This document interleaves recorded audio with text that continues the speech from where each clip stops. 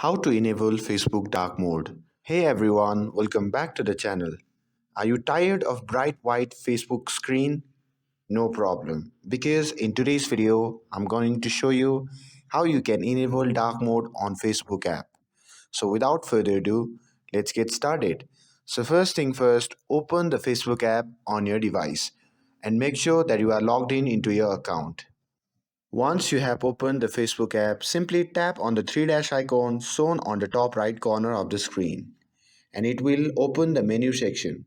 From there, simply scroll down and tap on Settings and Privacy. Now tap on Settings. From there, you have to simply scroll down and tap on Dark Mode.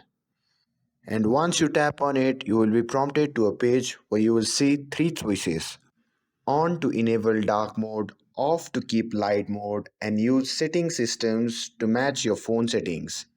You simply have to select on to enable the dark mode immediately.